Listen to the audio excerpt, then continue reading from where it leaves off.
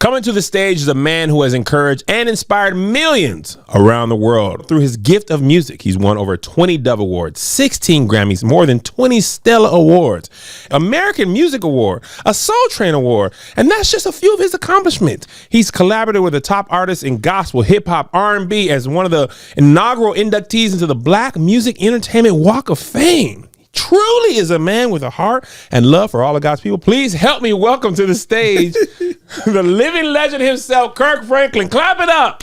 Josh, Marquita, Reese, you can clap. Don't not clap. Kirk Franklin, how are you today, sir? I'm doing good, man. We're here on location at your studio in Dallas. Man, thank you for coming down. No, thank you for allowing us. Kirk looked out for me when I did my creators conference. He was the biggest person we had on there, star-wise. He did it for free because he was like, Kev, I love you, man. I'm so glad we're best friends. And I was like, you're welcome, Kirk. No, man, that was fun, too. It was a good time. We'll talk about that, too. All right, Kirk, we're going to start back in the beginning. What was it like to be a young Kirk growing up in Texas in the 70s? It was hell. It was utter hell, even though... there was always music kind of like in the air, but I grew up with a lot of issues coming up as a kid, being adopted, being abandoned. Church was not cool in the 70s. No. So there were so many variables that really created more trauma than they did a really healthy, mentally, emotionally stable place. It wasn't mentally, emotionally stable, and so I struggled as a young man. But what really got me through a lot was my imagination. I had an incredible imagination. I had a secret friend. Really? That would come out of the washing machine. I'm serious. It was like a little. It was like a little ghost boy, and for some reason I can always see him coming out of the washing machine as a little boy. Really? Like, yeah. It's because like we had one of them little bitty hood houses. You know what I'm saying? Like a little trap house. Yeah. And my bedroom, you could see the washing machine from my bed. And so at night I would see this little ghost come out. And so Do you talk to the ghost? Mm-hmm. Did he talk back? No, he wouldn't talk back, Kev. You trying to make me. No, I don't know how imaginary you're. Maybe you had a really vivid imagination. But I ain't gonna make me feel like I need like I've been drinking for that on the interview. And then I would go on top of the roof once again because it was it was a little trap house. As I would go on top of the roof at night, and I would have conversations with God. As a little kid, I would have these real conversations with God as a little boy. And they were very, very real for me. Like, I didn't have a daddy, didn't have siblings. Well, I had a half sister, but I didn't see her much. Right. And so, my conversations with God were very, very real friendship conversations. So even as a little boy, me and God really became good friends. I'll never forget being about 12, 13 years old, Christmas Eve. And I went outside because there was really nothing up under the tree. Right. and I remember looking up in the sky and saying, "Happy birthday, Jesus." Really? Yeah. So it was a personal relationship. and I didn't have the language for that. Right. But yeah, looking back now, it was he was pulling my heart at a very young age. Wow. So is it true you started off, you were born Kirk Mathis, and then your name changed to Kirk Smith, and then when your grandmother adopted you, you took her late husband's last name, Franklin. Yeah, and she wasn't my grandmother. She is, I don't know if she was biological, but she was considered my great aunt. Oh, really? But I don't know if it was biological. I don't know if it was by marriage or whatever it was. I don't know.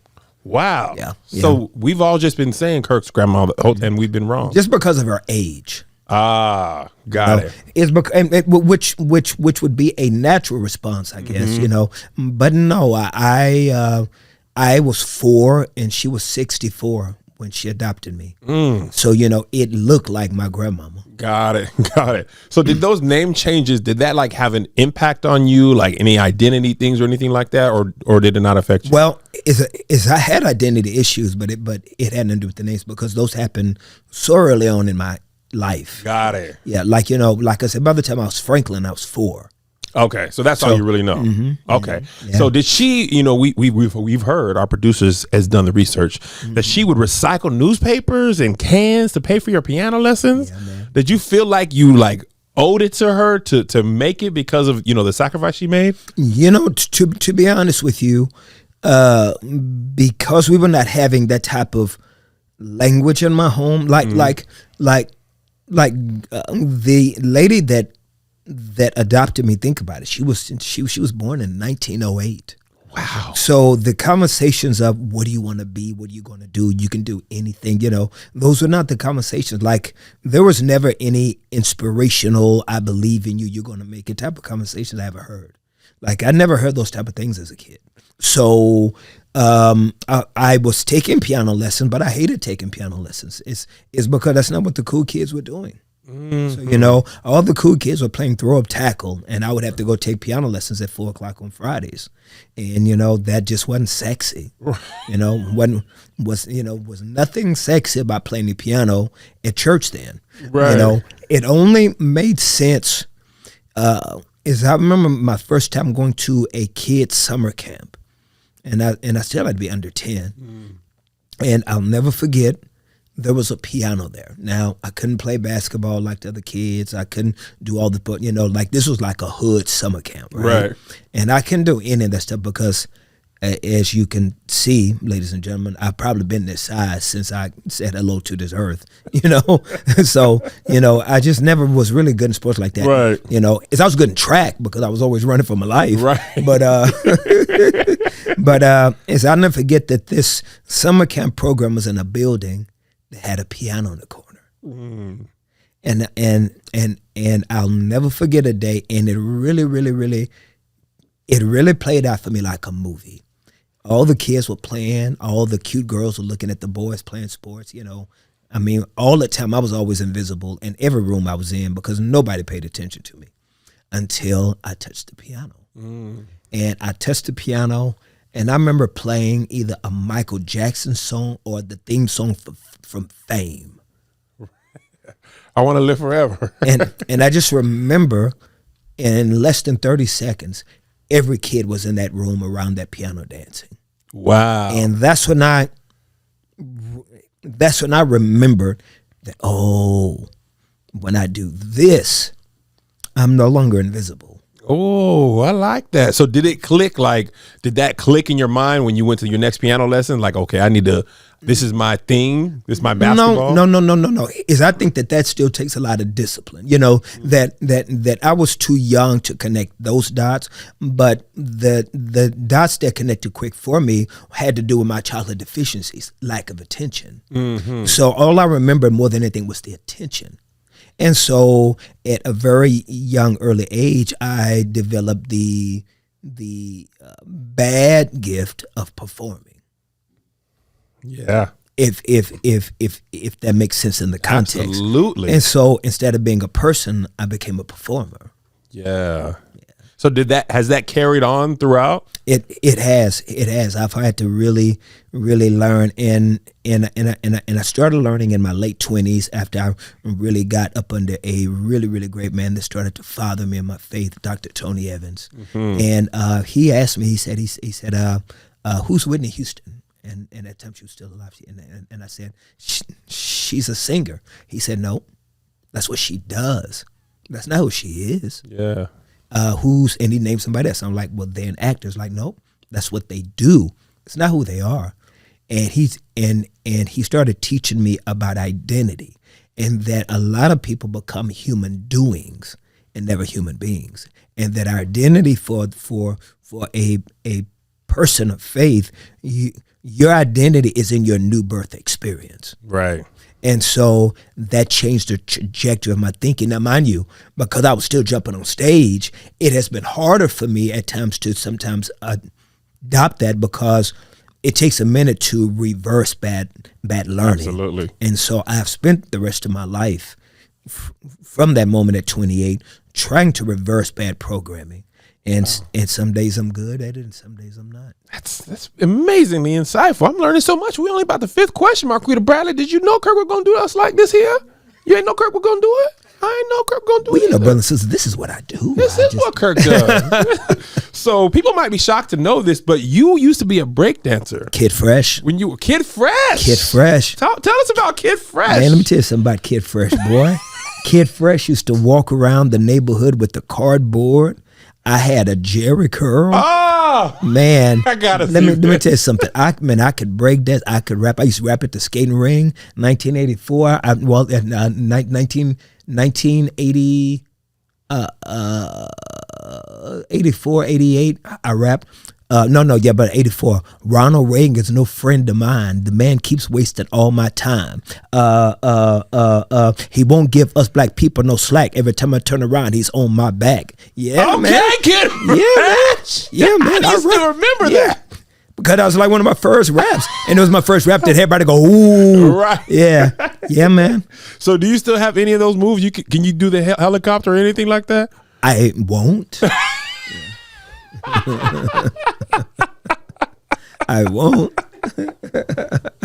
Your mind still can do it. Your body be like, hey, man, it ain't 1984 no more. About to be 2024. So take me back to you at 11 years old. How did you end up directing the choir at 11 years old? I have no idea. I shouldn't have been doing it. But there was a church that was going out of town, and their musician got sick.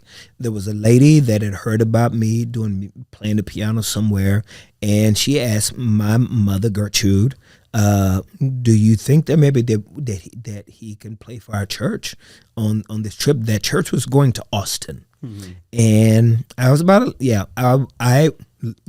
I was 11 years old.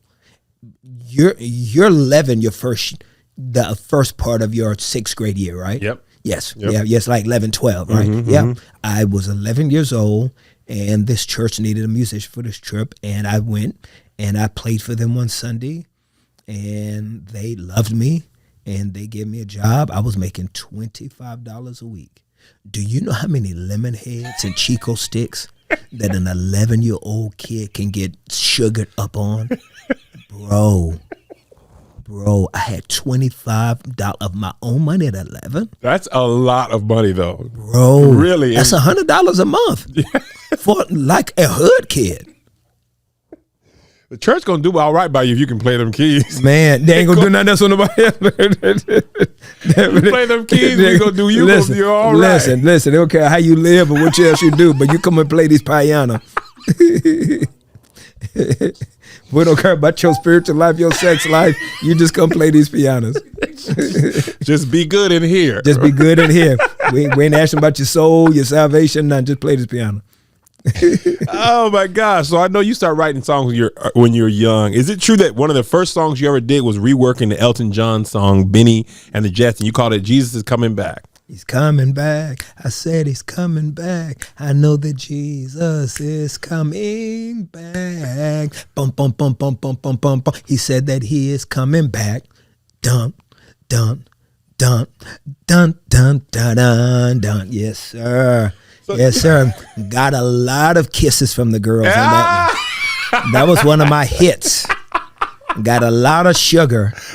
Nice young Hispanic young lady to taught me how to tongue kiss in the back of the gym on that one.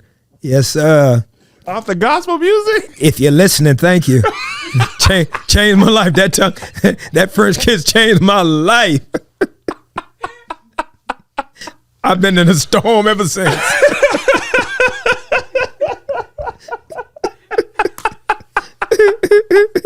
So, I mean, one of the things you're most known for is, tongue kissing. Music. No, I thought that's what I'm known for. Tongue kissing. That's what everybody say. That's what they say. That's what the people say. That's what the people say. That's what the blog say. Oh, but it's tongue kissing. Eh? Oh my gosh! What's your question? I was saying you were known for like reimagining music that we know. Is that like an innate thing in you? I think it is that it's something that I was doing all the time. It's because I was really influenced by like popular music. Like I didn't know much about gospel music. Coming up in the 70s, the only thing I knew was maybe like the Commodores, Jesus is Lord. Yeah. But I was influenced by popular music. I was influenced by what I was listening to on the radio. And I was playing songs at church, but I was playing the songs I had to learn for church. Right. For choir rehearsal. But it wasn't until I trusted Christ with my heart that at the age of 15, a friend of mine got shot and killed. And that just changed the trajectory of my entire life. And then from there, that's when the light went off. So tell me how that traumatic event switched you over. Was it like, did you see yourself in that potential tragedy? Did you what was it that happened that switched it off for you or switched it on for you? Well, there can be a sense of healthy fear. It's the same type of fear that you want your child to have if he has a screwdriver and he's next to an electric socket. Right. You know what I mean? You don't want your kids living in fear, but there are certain things that you want them to have a healthy fear of. Right. Right. You want them to have a healthy fear walking across the bridge, to be careful. And so I had a fear of the life that I was living because I was raised with so much of a lack of supervision. As hood kids in the 70s, we got into a lot of trouble. Yeah. Learned a lot of bad habits. One of your homeboy got an uncle, got that stash of dirty magazines, or you playing hide and go get it with some girl. That. Yeah, I played a lot of that. It. Yeah. I tried to get it. Every now and then I didn't get it, so all you do is you dry hunch. You hunching. That would get a lot of hunch. Yeah, a lot of hunching. Burn your leg on your jeans. You know what I'm saying? Yeah. Clothes burning. That's what they called it. You had to get some mercure comb for your thigh. You had heard of mercure comb? So, I, learned a lot of bad habits. Right. And then because I was trying to fight, once again, your generation, as 20-year-olds, y'all walking around with the WWJD bracelet on. There was this pivot where Christianity at a moment had a cool moment. Yeah. So you could do some cool things, It was the advent of Christian hip hop and the WWJD bracelets and different things. But in the 70s, there was nothing that could identify you being part of the culture as a Christian. So you had to live a life of rebellion a lot. So, I was trying to smoke with the fellas, drink with the fellas. So when my friend got shot and killed, I knew innately that the life that I was living was very hypocritical. It was not the life I was hearing about in the music at church. Yeah. It was not the life that I could hear Gertrude singing about around the house. So when my friend got killed, that pulled my heart. And I'll never forget, it was the summer of 1985, and I got on my knees in Gertrude's den. That was back in the day when people had dens. Yeah, with the big Bible. Yeah, with the big Bible and the TV on top of the TV. Yeah, right. And I just remember getting on my knees, and I remember being very close to saying something like, "Lord, I don't know much about you, but I know that how I'm living is not right, and I want to know you as my Savior, and I want to live different, and I want to accept you in my heart as my Savior." And the reason why I remember that is because I remember that. Right. Like even at 52, I can tell you what I said then as a 15-year-old. I remember the summer. I remember the year. It's because I remember it changing my life. Yeah. And I just remember like the next day or so hooking up with the homies, and it was passing the blunt. And as much as I was a people impresser trying to perform and make people like me, when the blunt came my way, I just remember looking, it was the most beautiful, vivid sunset I'd ever seen. And I just remember in so many words saying, "Now I'm good." Wow. And that was big for me because I was a people pleaser. Yeah. And didn't want to be the punk in the circle, right? You know what? I'm going to tell you a story. This is absolutely true. You just reminded me of it. I remember when I was in high school, I was on the basketball team. It had nothing to do with what I was saying, but I was riding the bus home. I just want you to know I was on the basketball team. But skills. CD players had just got up to 30-second no skip. And we was like, I mean, technology will never get further than this. You know what I could do in 30 seconds? And I remember my boy was like, what you listen to, man? You listen to Outkast, Pharaoh Monarch, what is it? And I was like, Kirk. And he was like, what? Kirk, for you listen to, hey, yo, you listen to Kirk. And I was like, nah, bro, Kirk cool. And then the person in the back was like, nah, Kirk kind of slapped, bro.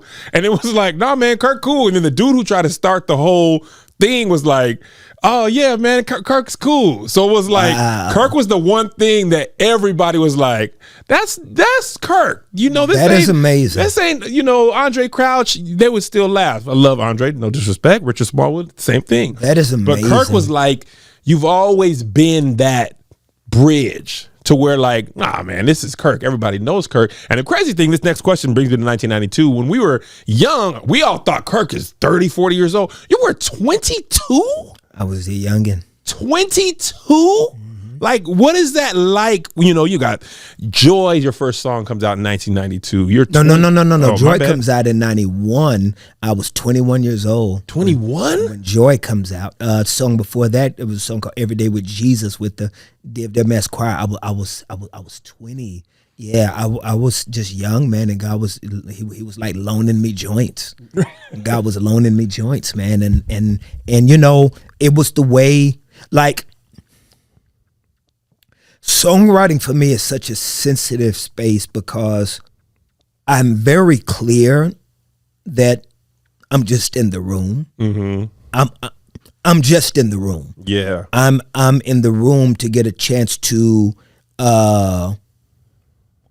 just inhale what God's cooking, right? You know, and to just observe what's happening. And so these songs that God has loaned me throughout my entire life has been a very humbling thing, but it's been a dichotomy. Okay. It's because I think that, you know, Kevin, hear me on this, and I'm gonna try to give you a context that maybe you have not maybe heard from those in a faith-based space.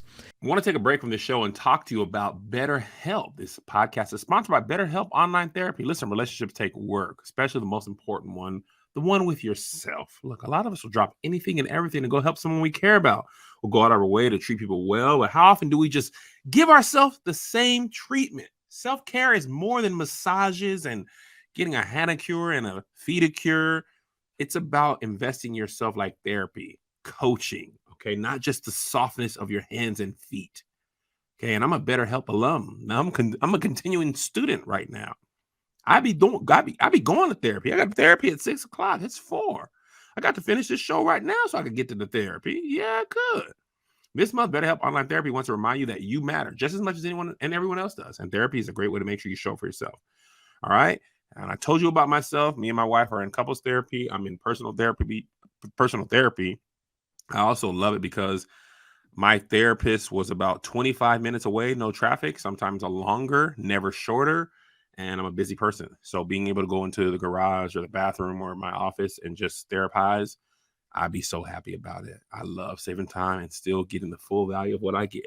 All right, BetterHelp Online Therapy offers video, phone, and even live chat sessions with your therapist, so you don't have to see anyone on camera if you don't want to, or if you're ugly, or if your hair's messed up. It's so much more affordable than in-person therapy, and you can be matched with a therapist in under 48 hours. Give it a try and see why over 2 million people have used BetterHelp Online Therapy. This podcast is sponsored by BetterHelp, and Coming to the Stage listeners to get 10% off their first month at BetterHelp.com/stage. That's BetterHelp.com/stage. And now back to the show. The dichotomy is, Kev, is that people that curate Christian content like music, and you become a gospel artist or a Christian artist, you are now taking something that you say God gave you and is a part of your worship, is part of your life, and now it becomes part of capitalism. It becomes part of commerce. Mm-hmm. And then now it's on the charts, and your song may be above someone else's, under someone else's, and then you get a nomination and all that. And so all of that has a hidden area that contaminates that moment when you first got it. Yeah. And so you live in the space of a dichotomy. There's a conundrum that I'm going to be very cocky to say that if Christian artists and gospel artists are not living in that conundrum, something's not right. What do you mean by that? That something about their spirit that we are called to live in. Like when you even look at somebody like Paul. Was it Paul or Peter that said, look at all these epistles that these cats were writing. They were calling us strangers and aliens. You know what I mean? That we are, like refugees. We're in a foreign land. This is not our home. You see what I'm saying? So when you see a Negro like flexing a little too much, a little too comfortable, he's gotten comfortable in a land that's not his. Yeah. That we should always live in a tension. That if you're not living in a tension, you're not being used. No. That either you're too comfortable in the church or you're too far out in the world. That we should always be living in a tension of look at Paul, the things I want to do, the things I don't do. Wretch, you know what I'm saying? Like when you look at all of the authors of the canons of scripture, they were always living in tension. Yeah. Yeah. But we live based off what they cooked now 2 millennia later, right? Right.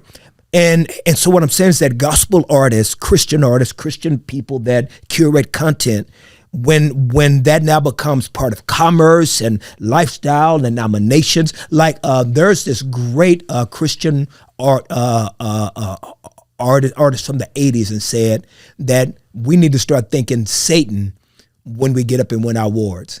He said, because only Satan could create a platform where ministries compete. Ooh. That's fire, bro. Wow. That's fire. So we're saying my ministry is better than yours. Or it's been on the charts longer. My ministry been on the charts longer than yours. Right. So do you see that context? Absolutely. With that context, I will ask again, now does that make sense about this tension that you should be living in? Like you should never be comfortable in that. You should always be warring. It's because when you get too much praise, if it's too easy for you, then you've lost some of your attention. Like you should war with receiving too much glory. Yeah, absolutely. I hate receiving glory, so I'm good on the tension. I mean, like, don't tell me nothing. This is, I remember one time I did something. This guy was like, I thank God. And he was like, but you did the work. And I was like, so? Wow. That's my point. That's you my point. You know what I mean? Like, this is how I see the world, though. Yeah. Like, that's my worldview. Yeah. My worldview is very monotheistic about everything that I am the manager of everything, but the owner of nothing. Yeah. I love that you said that in the room. Like your process, we had talked about this before, but I like how you talk about songwriting. Like you are just, it's the vessel. God gives it to me. I give it back. I'm a piece of the puzzle. A lot of times we, gospel or otherwise, I am the originator and this pours out of me. You know what I mean? It seems to be, you see the world like you are a piece of the puzzle. One plants, one waters, God gets the increase. The bee does this, the rain does this, the soil. You're just a part of that process of giving God the glory. And that should not be unique to me. That should be bibliocentric to every person that subscribes to what we believe in. It's because it's bibliocentric to be able to have that type of construct. Yeah. That is where we execute from. That we execute from everything being a very vertical context of that we are only here to execute what the Father loans us to do.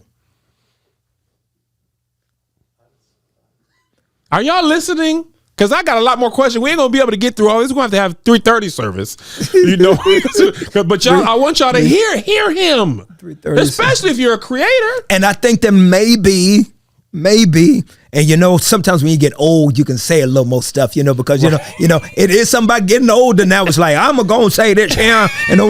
And maybe that is the reason why we have lost our sauce.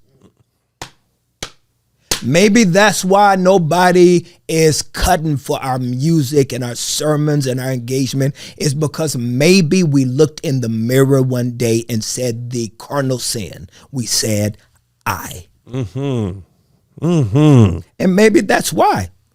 Why would I loan you my car when all you're going to go do is put your rims on it? That's my car. Right. You done changed the paint color. You ain't asked me nothing. Right. You said you was going to go run down to 7-Eleven. You've been gone for 7 days. And you come back, you're going to change the paint color. Right. It's not your car. Yeah. It's not for you to do whatever you want to do. And we get mad because the people don't respond to that. See, in the kingdom, we lead by gift. Mm-hmm. Everybody's so gifted that we are so we're so enamored by gift. But then when it comes to lifestyle, we look past if a Negro is smashing, if a Negro not living right, if they showing up like this, whatever we want to do, it's because we're so enamored by the gift. Mm-hmm. And so maybe that is the reason why we have no sauce. Is because God is not going to loan us something that we're not good stewards of. I'm not going to give you anything of mine if I can't trust you to give it back. That is good. One thing, this ain't even on my deck. I just always wanted to ask you this. I have personally appreciated this from you, but you've also caught a lot of flack for this. You're pretty open. You were the first gospel artist I could ever remember in life saying, "Oh no, I struggle with that." Yeah, buddy. On TV. Yeah, buddy. And then people threw it in. You see what Kirk did, but then I was at home like, "Whew," because I thought it was just because I hadn't seen a Maxim magazine, and I ain't, wouldn't read the Bible when I saw it. Mine was Black Tail magazine. Oh, that was my weapon of choice. Black Tail magazine. Lord Jesus. Lord Jesus, Lord Jesus. Black Tail magazine, that was my weapon of choice. See, I'm glad God set me free before the internet. Now, I never experienced all the internet stuff. I heard that's a doggone monster itself. But Black Tail magazine, you can go down to the liquor store down there and get to Black Tail magazine and, go about your business. But, yeah. Oh. And I really thought marriage was going to fix it, and it didn't. And I'll never forget my second year being married. Me and wifey were in the hotel. We were at the Nico Hotel in Los Angeles. I don't know if you remember the Nico. Yeah, I never heard of that. Yeah, the Nico right off of Wilshire. That's what it's called then. And we were laying in bed, and I said to Tim, I have something to tell you. I said, I've got something that I'm struggling with that you don't know about that I need to let you, and it's killing me to not let you know. Mm-hmm. And I told my wife, I said, I struggle with pornography. I was 27 years old, and I said, I struggle with pornography. And Tammy did life with me. And Dr. Tony Evans, the reason why I love him so much, the reason why he's such a father to me and such a big hero to me is because I had other pastors, and I'm going to keep it a buck. I've had pastors at that time when I was in my 20s struggling, pastors that were world-renowned pastors. Mm-hmm. I mean, mega pastors from different parts of the country, and I would talk to them about what I was going through, and all I would do is get prayer. I didn't need prayer. Right. I needed principles. Give me some tangible tools. Give me some tools of how to be. And Pastor Evans walked me through the process. And, by God's grace, only by grace, one day at a time. It's been 21 years. Wow. And that showed me how real God is. Now, do I still have to check my eyes? Do I still have to watch my eyes? Women are beautiful. I see women's. I can see women's walk by. And I like all kinds of women's. Little women's, big women's, young women's, old women's. They can pick me up, put me on their hip. You know what I'm saying? They can go feed me. I have to die. I am never going to ever think that I'm the doctor. Right. I'm going to always live as a patient. Yeah. I'm going to always live as a patient. I'm going to always live dependent and needy of God's hand on my life. Never. I'm never the doctor. And I think that spirit of Christian elitism has always made Christians, when they fall, it's so hard because they were so high. See, the lower you stay, the fall is nothing but a stumble. I never said that before. Hey! Where's my camera? Wait! Where's my camera? It's my camera. Where's my camera?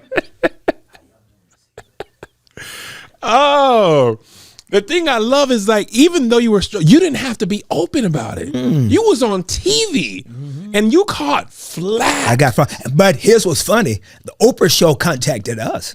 Really? Because before that, Donnie McClurkin and Yolanda Adams and I were on a tour called Hopeville. Mm-hmm. I was on tour. Donnie was talking about his life, his journey with same-sex desires, and I was talking about my issues with women and being very promiscuous and pornography. And we would talk about it almost every night on stage.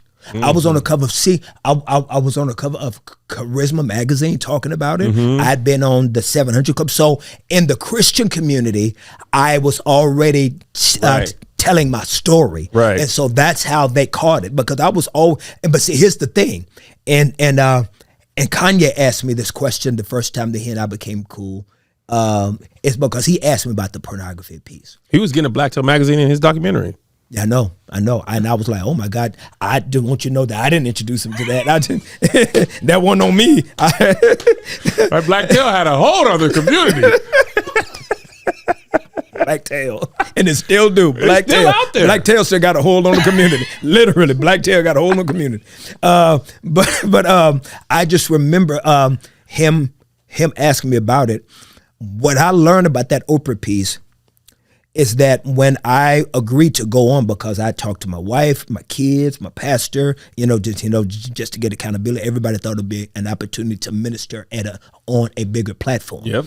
And I noticed that because the response was not like the response in the church community, this is what I found out.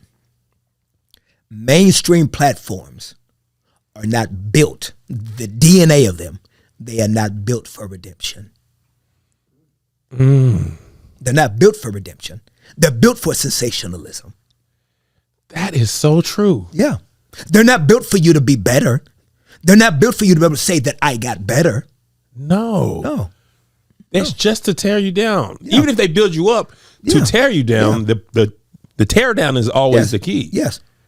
I remember a guy being on that show that said, it was like an expert or somebody that said you will always struggle with this thing, and I just remember sitting in the audience after she interviewed me going, no, that's not my story. It's because I truly believe everything physical and visible is first preceded by that which is spiritual and invisible. So I believe before it's manifested physically and physically and visibly, its origin is spiritual and invisible. Right. And so because my place of execution is always spiritual, I have seen God be very kind to me in that space. Now, mind you, I got to walk in grace. I can't be no fool. Certain things, certain music videos I can't watch. Yeah. Like I ain't never seen a Meg Thee Stallion video. Yeah, I don't. I can't see Meg Thee Stallion. I don't know. Who's that? Is that a rapper or something from Houston? I don't know. From where? From Houston? Just seems like a Houston type of name. It just sounds like that, right? Sounds like that. Yeah. I wouldn't, Yeah. There's just some things I can't engage in because, I have to walk in grace. I'm not that strong. I'm not that guy. Right. You're not that guy, pal. I'm not that guy. All right. So this is, I don't mean to get too off track and I don't want to hold you too long, but I'm going to hold you a little longer. I'm fine. First of all, I'm having a great time. I'm having the time of my life. Yeah. I like when they go off script. Even though Marquita did all this work, Marquita, you did your thing, but for God to get the glory. So I want to You're just a vessel. Just a vessel. So I want to go through real quickly. And first of all, they're very thick. So they're big thick. Yeah. So you're prepared. Oh, yeah. Marquita Bradley can prepare me. All right. I want to take a quick break from the show and talk to you about Revolt TV's new program, The Crew League, Season 3. Watch your favorite artists step on the court in Season 3 of The Crew League from executive producers Sean Diddy Combs and Chris Brown. This fast-paced original series showcases hip-hop's biggest stars and their crews competing on the hardwood to win a $200,000 cash prize. Watch Chris Brown, Anuel, Tusi, NLE Choppa, G Herbo, YK Osiris, and more battle it out for the chip. I know all those rappers. The rosters are bigger and better than ever with heated rivalries and stars seeking revenge from falling short. See who makes the finals and who gets sent home. Only one team will walk away on top. With your hosts, Aiden Ross and Buster Shear, providing the play-by-play and sideline reporting from Gorilla Nims. There's enough entertainment, excitement, and surprises to keep you at the edge of your screen. Big-time moments call for big-time players. Find out which rapper turned Hooper is really calling the shots. Stream episodes of The Crew League, Season 3, exclusively in the Revolt app, YouTube, and watchrevolt.com. Follow @Revolt on Instagram and TikTok for exclusive content and behind-the-scenes clips. And now back to the show. 1993, you get your first recording contract. You got The Family, okay? First gospel debut album to sell 1 million records. Then you got Christmas album. You got this. I mean, it's just poof, poof, poof, poof. But then you go to the rebirth of Kirk Franklin. I want to talk about that album, right? Because that's they say an artist's first 3 albums is this. And I mean, everybody, it was like hip hop. It was You Were Beloved. And woo-ha, I remember I was like, because I listened to woo-ha, I didn't tell my mom. Yeah. But I was like, and she didn't know what that when woo-ha the Holy Spirit comes, you know it comes correct. Ooh-ah, got you all. It was great. I was flipping all of the mainstream songs. God, you remember that? Oh, what? When the Holy Spirit comes, you know it comes correct. Ooh-ah, it was got so you all in the great. check. Yeah. Because you made it cool, right? But then you felt like the Rebirth, I remember the Rebirth album is personally my favorite. Really? My favorite album. Wow. It holds a special place in my heart because I got my first car, and the Rebirth album is the first album I purchased with my own money. My Geostorm, the driver's door did not close. Geostorm was fire. Woo! Mine wasn't, but the car was. I had red tape to keep the door closed, and I had to get in like a NASCAR driver or through the other side. Jeez. And I remember how it started and it makes some Holy Ghost crazy noise. Right now, let me hear you. Mike, come on, Mike. Come on. And the skit at the beginning. Oh, stop crying. Yeah. Stop crying. Yeah. Shut up. Yeah, buddy. Come on, Mom. I'm just giving you one more time. I was like, this is crazy, man. What the baby? It's dark outside.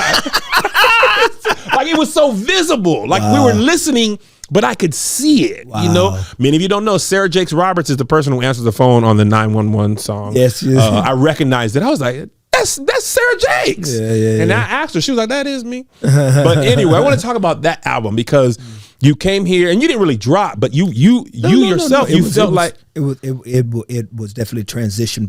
It was a transition for me in many ways. I was very lost after Stomp.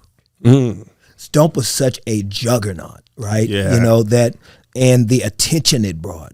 Again, for a kid that was looking for attention. Yeah. Is I got lost in it. Yeah, I mean, you know, man, I had TV pilot deals with ABC and Universal. I was all over the place. I mean, we were on Nickelodeon. We were doing all the mainstream. I mean, you know, the Billboard Awards. Like, it was a lot. Right. And then it was a lot internally because God's Property was not my group.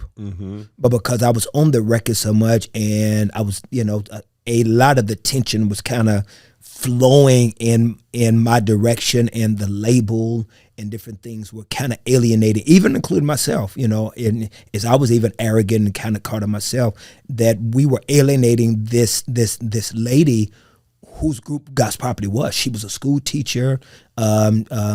She was a really nice middle-aged lady who was not jumping around on stage with us, but she formed that group. And so there began to be this tension where she ended up suing the record label, and she ended up suing me. Some of the kids went with me, some of the kids went with her, and it was bad. And then the family, a year or so later, sued me because they felt like that I left them out and that they were in a bad situation because of me. So I felt so embarrassed and so humiliated because I felt like, man, all I was trying to do is, because, you know, the foundation of any album is songwriting. Yeah. And, you know, by the Lord's kindness, these were songs that I was writing, or songs that God was loaning me, right? And so it wasn't like anybody was doing any publishing or any royalty, you know, Right. It wasn't that. But that's the image that people got of me, that I was stealing money from people. I was the songwriter, and I was the sole 100% songwriter. You know, like nobody was, you know, was co-writing in the back, you know what I'm saying? You know, I didn't have no ghostwriters except for the ghost, the Holy Ghost. Holy Ghost don't need no publishing though. And so, you know, I was very embarrassed by the accusations. It's because in the court of public opinion, I was guilty. And so I didn't, and while at the same time, I was also caught by the mainstream bug of Stomp. So really, I wanted to do more type of secular sounding music. That's why the next album was Revolution. And, you know, like I'm gonna tell you something. I had no idea something about the name Jesus was as big of a song it was until years later, because I was so lost in Revolution. Really? Yeah, man. I wanted to be more mainstream, and then I did that other group called One and Seed. Yeah. Nobody really liked it because it was a knockoff of God's Property. And then I did the Kingdom Come soundtrack. Yeah. So, you know, I was in this mainstream place. I didn't want to do anything else.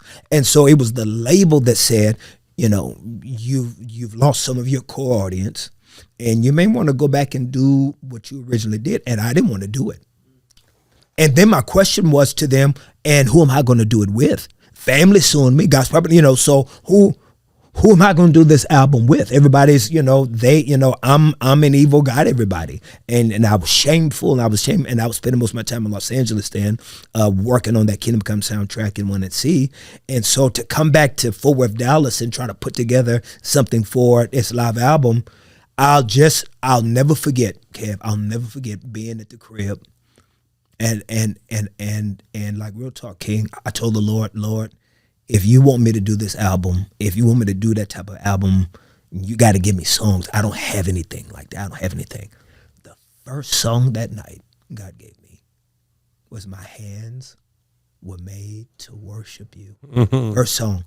And after I played that song, I remember getting on the floor and just saying, I am so sorry. If this is going to be the type of music that you're going to blow my way, I am so sorry. Wow. I will never forget it. And some friends of mine said, man, you know what? Some people would want to sing with you. Just do some auditions. Once you make a call that you do an audition for a choir. Man, that Saturday, that church was packed full of people that wanted to be in that Rebirth choir. Really? I had no idea. I was so humble. And the reason why that album is such a big moment for me, it's because every album before that was called, if you look at the titles, it was Kirk Franklin and. Yep. Kirk Franklin and I did not know if people were going to buy, because I can't sing. Right. It's like, well, they are not going to buy anything if it's not, connected to the family of God's property. And so with that album, I just took a chance and I said, instead of calling it anything, I'll make the entire title The Rebirth of Kirk Franklin. Wow. I didn't even know. This is news to me. Yeah. And likely news to you. Yeah. This is Reese, did you and know? That's why I called it that. That's why I call it The Rebirth of Kirk Franklin, is because I could not call it Kirk Franklin and something. And so God just gave me an idea. You know what? Since the album feels really special like that, I was getting better theology up under Pastor Evans. I was growing spiritually. I kind of saw my life changing. Like it's encouraging when you start seeing your own junk change, right? You know what I'm saying? Right. It's like, man, I'm changing a little bit. Yeah. So it just felt like rebirth, and so I call it The Rebirth of Kirk Franklin. That is so interesting. I mean, this is just, I'm blown away. And by God's grace, since then, I've been able to call every album now just Kirk Franklin, and people buy it. That's what shocked me, because I just knew they weren't going to buy it because I don't sing. That's imposter syndrome.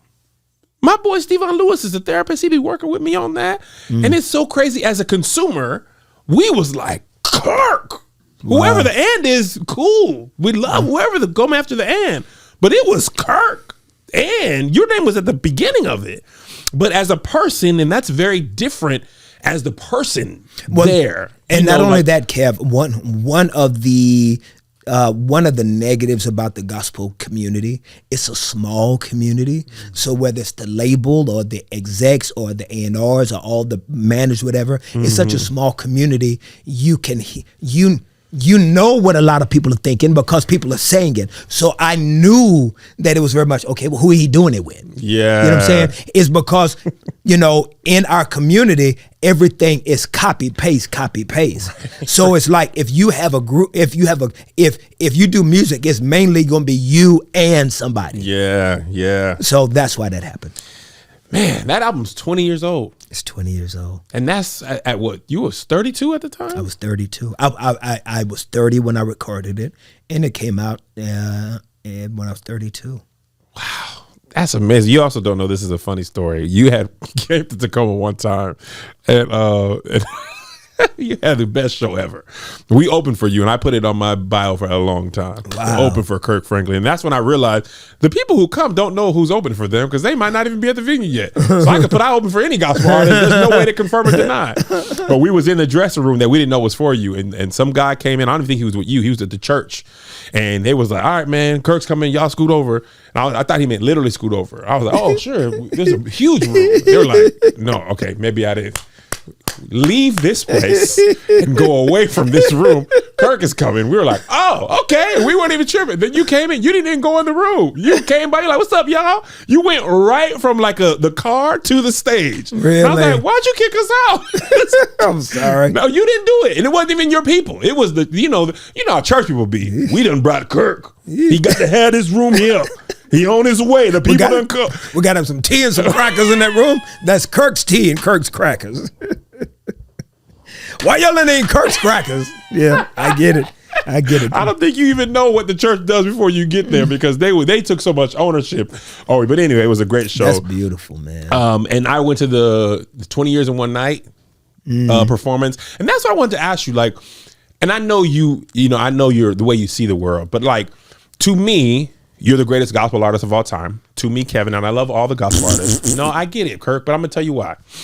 Your music that God loans you, it's always relevant and timeless at the same time, right? So like Now Behold the Lamb, people hearing that for the first time or seeing their first praise dance, they'd be like, I'm finna cry now. I don't even know why. Even if they don't have the same thing that I have with it, they still feel like that. But what does it feel like for you to be able to perform songs from the 80s, 90s, up to something you released 3 years ago, and then your people want to come see you love all of it? Because everybody doesn't have that. Some people only have the old stuff or the new stuff. You got 20, 25 years of, almost 30 years of stuff that people love.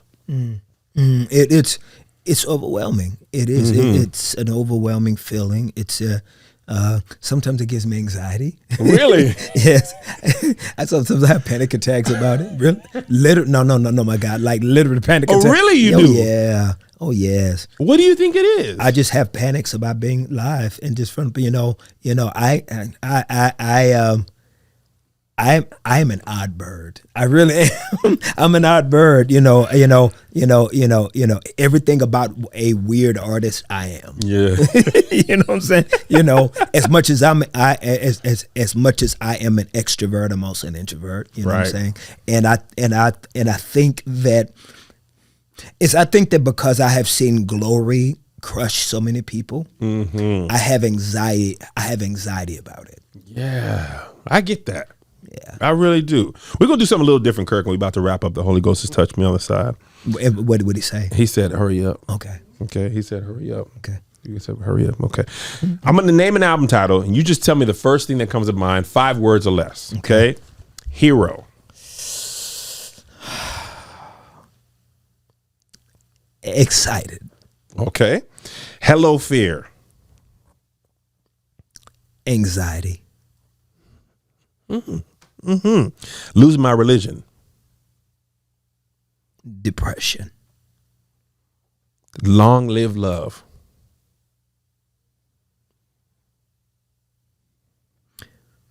Fear and hope. That is so interesting. I almost feel bad that God chose you because we over here jamming and you like. Yeah, I'm over here having a bipolar fit. You going through hell and we like whoop whoop. Yeah. You know, but you are a content creator. Yeah. You know. That's true. You know what we emotionally deal with privately. Right.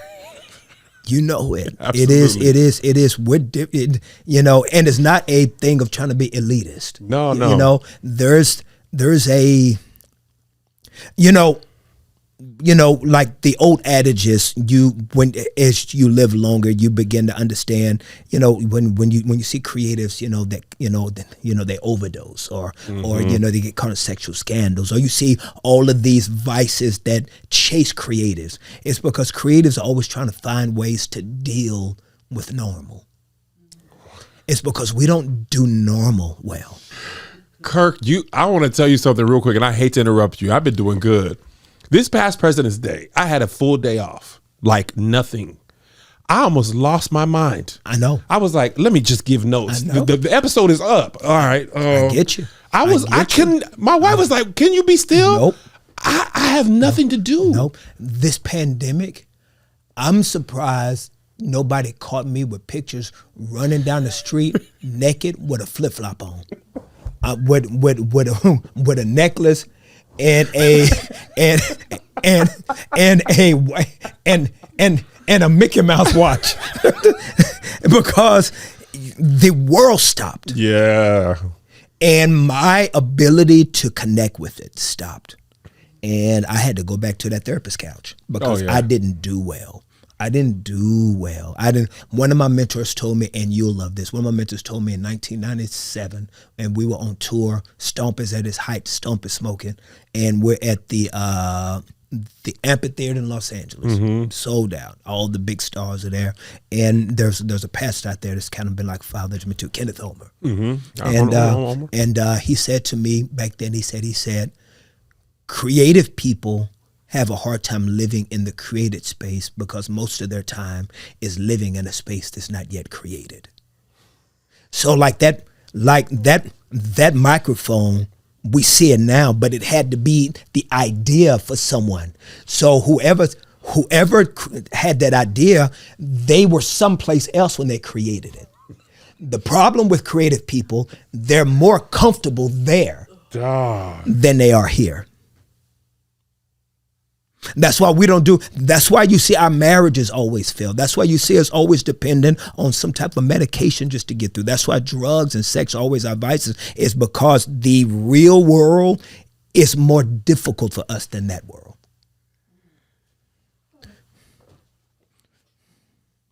Kirk, what? I'm supposed to ask you about albums and stuff. What's your Sunday best? That's what I'm supposed to be talking about.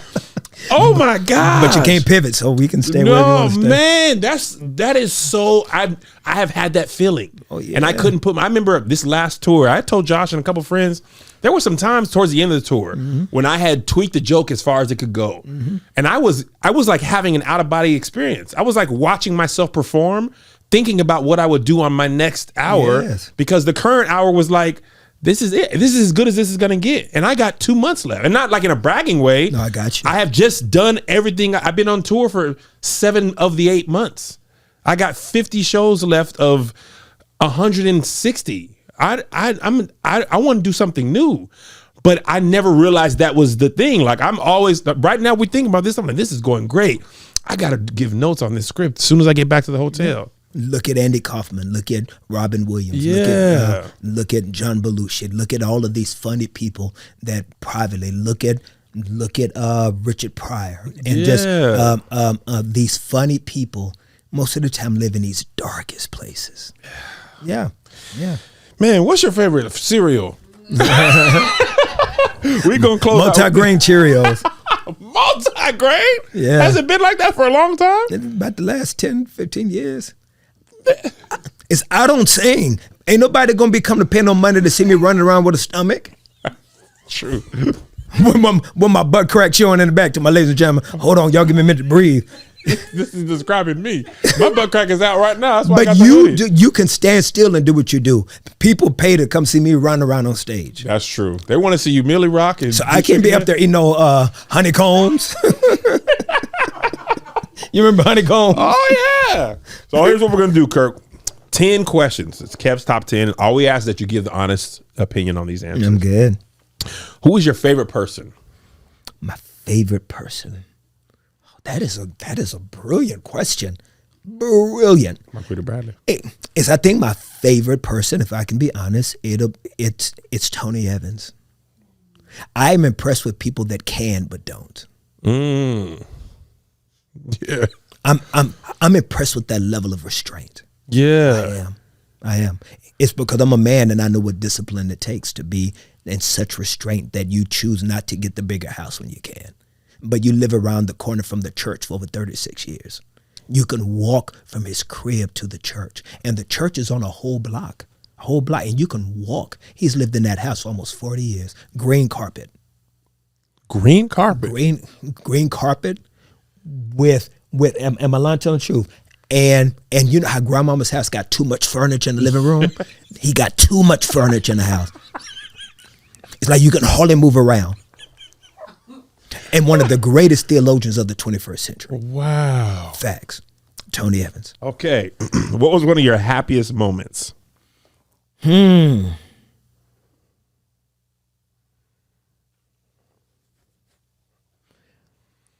Seeing God not counting my sins against me. I thought you was gonna say like your first tour or something. That is a eternal moment. Yeah, buddy. Okay, what was one of your saddest moments? One of my saddest moments,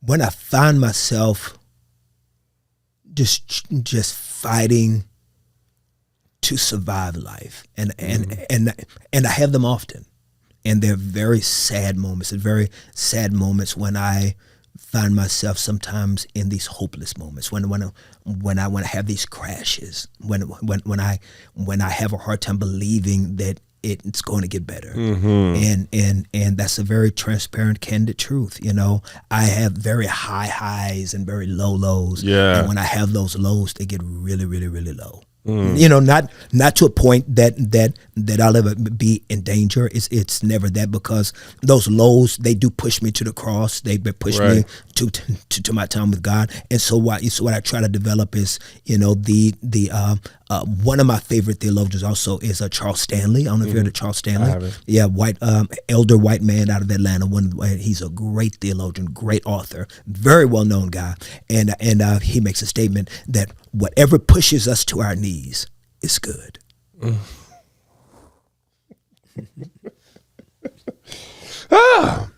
Sugar and butter, or salt and pepper in your grits?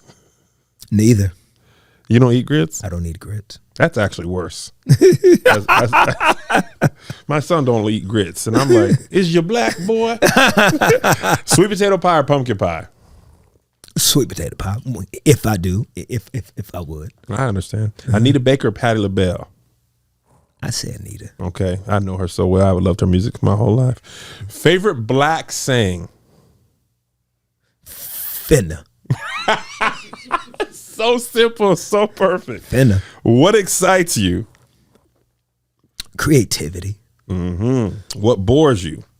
The lack of creativity. Got it. Last one. What do you want your legacy to be? He really loved Jesus.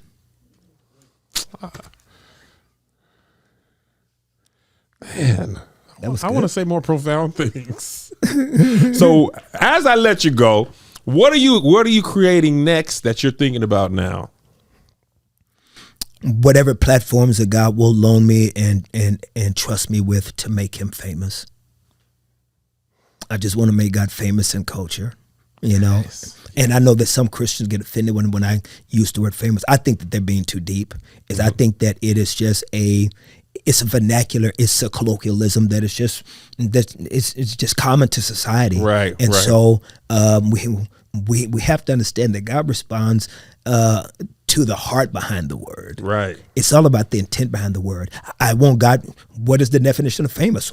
Well known. Yeah. I want God to be well known. That's always just nobody trying to tell everybody about somebody named Jesus. That's all I want to do. That's all we are. That's all I want to do. Ladies and gentlemen, Kirk Franklin, legend, servant, man, friend. Follow him, Kirk Franklin. Well, you tell them where they can follow you, Kirk, or follow Jesus. And then just you know, go on Twitter with Kirk. You can follow me on Black Planet. I'm also on MySpace. Kirk Franklin, ladies and gentlemen, thank you for tuning in. You can watch this completely ad-free on the KevOnStage Studios app. Otherwise, you can watch it later on YouTube, wherever podcasts are found. Follow Kirk as he follows God, and follow me as well as I follow Kirk and God. See you next time. Peace. Thank you, Kirk. Oh, my God. Man.